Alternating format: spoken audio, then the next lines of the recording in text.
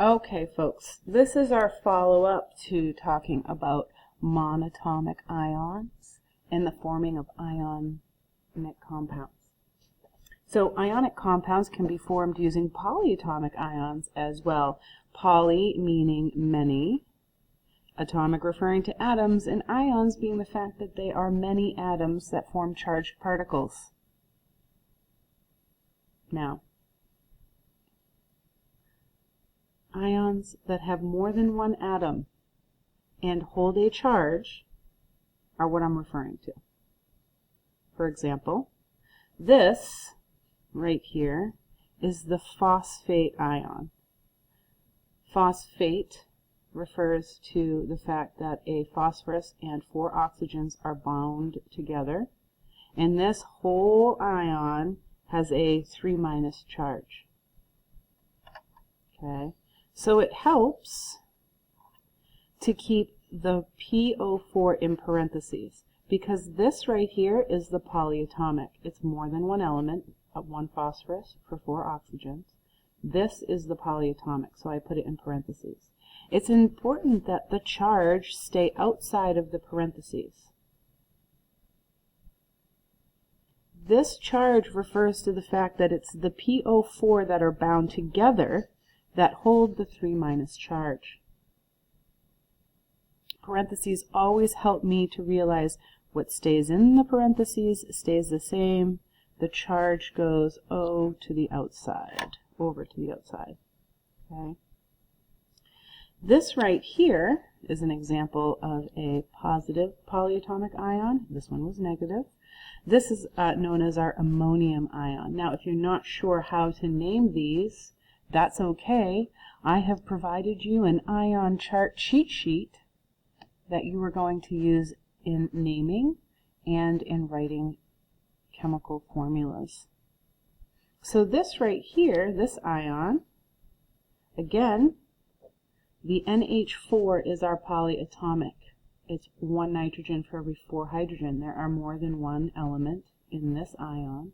The charge stays outside the parentheses. Very important. Okay. What's also important is that you understand these subscripts here.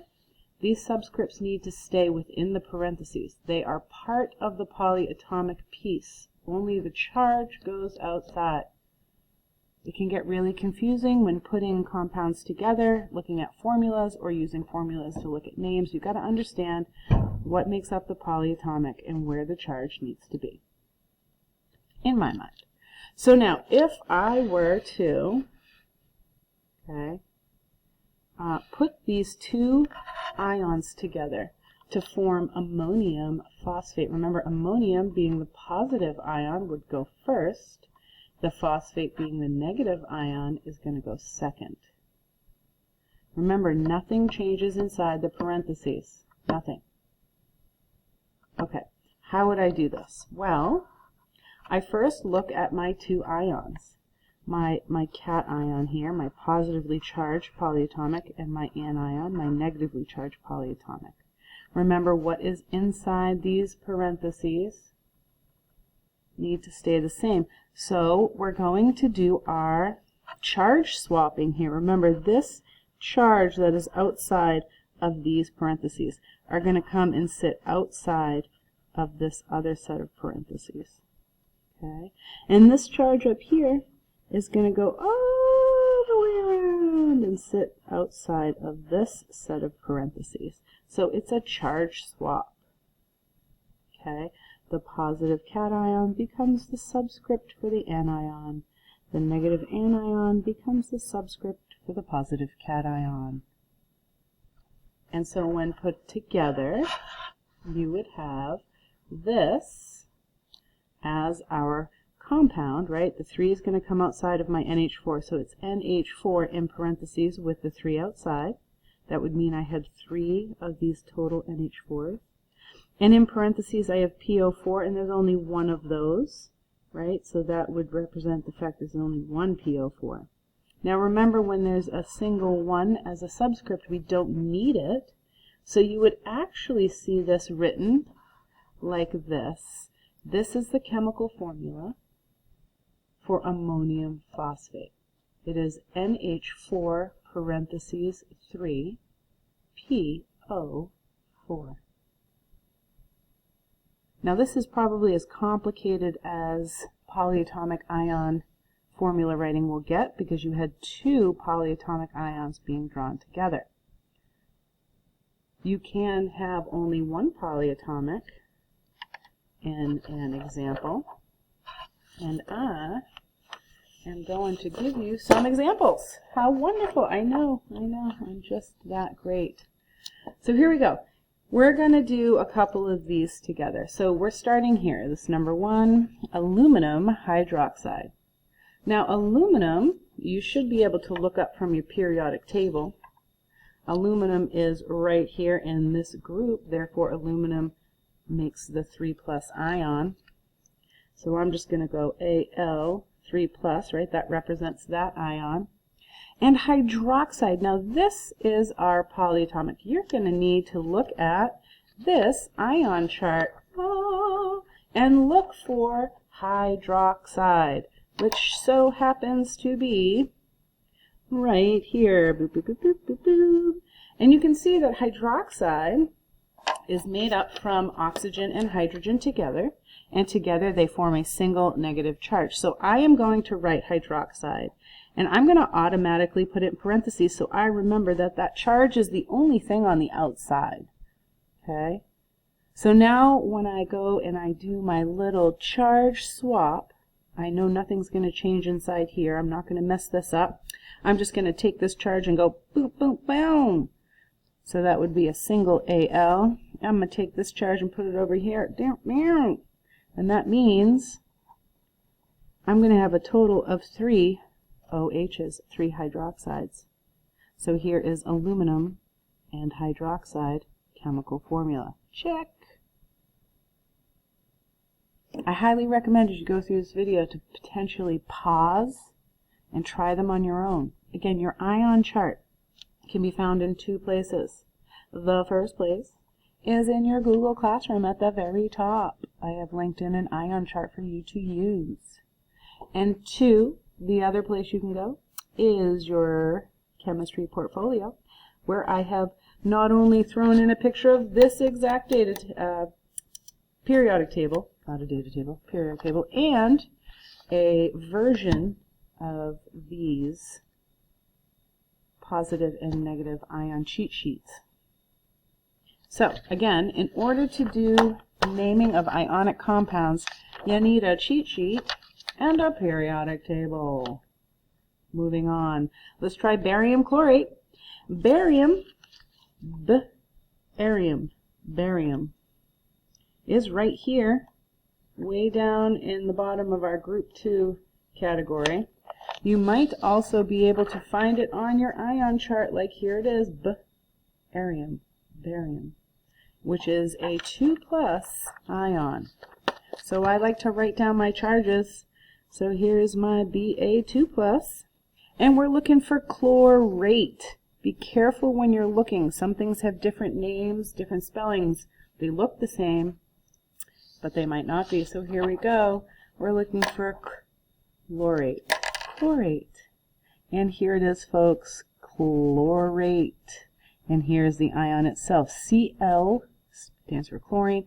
O is oxygen. There's 3 of those, and it's a single minus. So again, I'm going to say Cl, which is chlorine, O3. I'm going to put that in parentheses and put my single minus up here so that I know it's only the charge that moves. And I'm going to cross that down this way and put it right here. So I know I have Ba alone by itself. There's only one of them. No need to write the 1. And I'm going to take this 2+ and go boop, boop, boop, boom, and put it right outside those parentheses. So my Cl for chlorine, my O3 stay inside the parentheses, and I'm going to place that 2 outside. This means it's going to take 2 of these exact polyatomics to cancel out the charge for barium. And we are electrically neutral. Check, check. Here's a good one. Here's where I'm talking about the very small differences in language. Here we have lead-4. Lead is a transition metal, therefore has 2 different forms, right? This one's going to be lead-2. And then we have sulfate versus sulfite. Ooh, language. So here we go. On your periodic, no, just kidding. On your ion chart here, we find lead 4. Lead 4 right here. Lead 4 has, go figure, a 4+. So Pb stands for lead. Whoops, I'm up here. Pb is a 4+ if it's lead 4. Lead. Right. Now we got to look up sulfate. Where is our sulfate? There's sulfate, sulfide, sulfite. Got to know what you're talking about here. So here is sulfate. And there's my ion. Yeah. So we got SO4, and here we have a 2- charge on that. So sulfate is SO4. Let's put that in parentheses and put the 2- on the outside. And then, it's tricky here, we would do a little cross action, right? Boom, boom, boom. Cross action here, right? So this would be Pb2 SO4 4. But here's the thing. These have a common denominator of 2. So they are going to reduce to our lowest common form here. So really this becomes Pb SO4 2. Okay, we want these to be the most common ratio in this particular case. And so Pb SO4 2 is our actual answer. Could be a little tricky, I know. All right, let's look at lead 2 sulfite. Lead 2, go figure, is Pb2+. And sulfite, is SO3 2-. So we're going to go SO3 parentheses 2-. And what do you see happening here? Look at these two charges going to cancel each other out. So really when I write this, it is only going to be Pb SO3, no parentheses, no extra subscripts. Doing okay. Are you ready? Just going to do 2 more. The last one is going to be the hardest. I'd like you to try it on your own. This is not the last one, though. Magnesium hydroxide. Magnesium is in the second group, and therefore is a 2+. So Mg2+. Hydroxide, we already said at the way top, is in OH with a single minus. If we do our little cross-stepping action here a little, bring this here and put that there, this becomes Mg. OH is in parentheses with the 2 on the outside. All right. Totally digging this, guys. I'm sure you're getting it. Hopefully. Hopefully. All right, here we go. I want you to try this one on your own. Manganese, not magnesium. Manganese. 2 even, which would mean it's a transition metal. Probably going to need to look that up on your periodic, nope, just kidding, your cheat sheet ion chart. There it is, manganese, Mn, 2+. So, Mn with a 2+. And we have tartate. Tartate. Right here, that's a big one. Oh boy. C4. H4, O6, that's all in parentheses, and on the outside is a 2-. All right, so here are the ions that are going to put this compound together. What would it be? I want you to write your answer down and share it with me next time I talk to you. Can you do that for me? Write it down. What is it? I'll see you next time. Later.